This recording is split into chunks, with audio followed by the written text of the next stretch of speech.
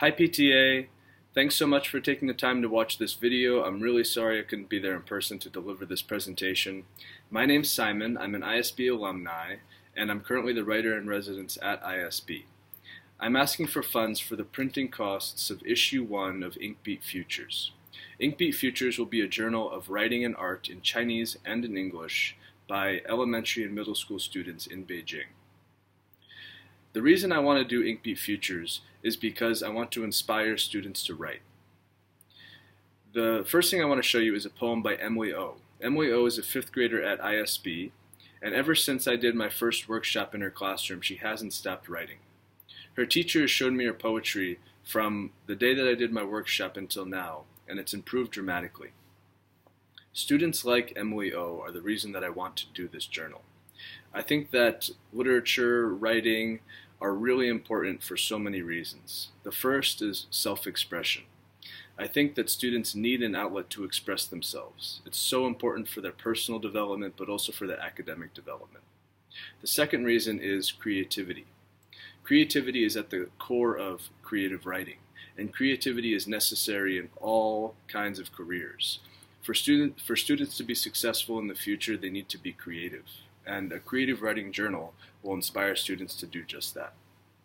Lastly, writing skills.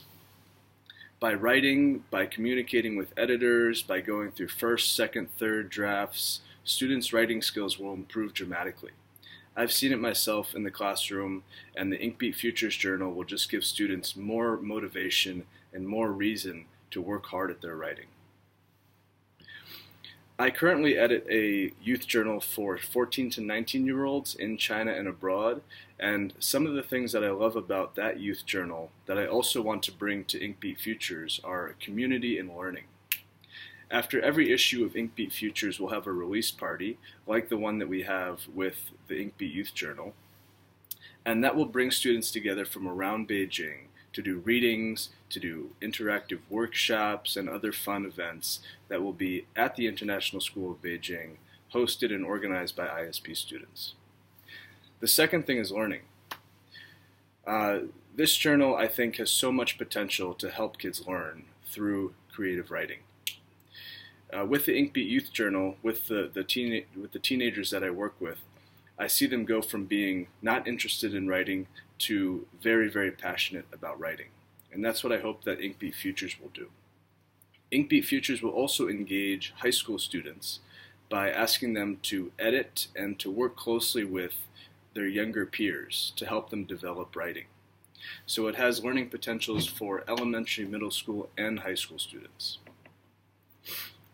So just to talk about numbers, we're asking only for the printing costs of issue 1, which amounts to about 10,000 RMB for 500 copies, and funds for the issue 1 launch event, which I want to be the best launch event that we do. I wanted to inaugurate this wonderful journal in the Beijing community. I wanted to bring together young writers, young students from around the city, from public and international schools, and I wanted to create a sense of community and of school spirit around ISB. Lastly, I'll just talk about myself a little bit. I'm the director of InkBeat Arts, and what I do with InkBeat Arts is really just try to inspire students to write and be creative through their writing. I'm also the writer-in-residence at ISB, where I go into classrooms in elementary, middle, and high schools. I do workshops with students, and again, I inspire them to be creative and to write. Also, I'm the editor-in-chief of the Spittoon Literary Magazine, which translates and publishes the best new writing coming out of China for a Western audience, because I think that in the West, they don't really have any idea of the new contemporary writing coming out of China.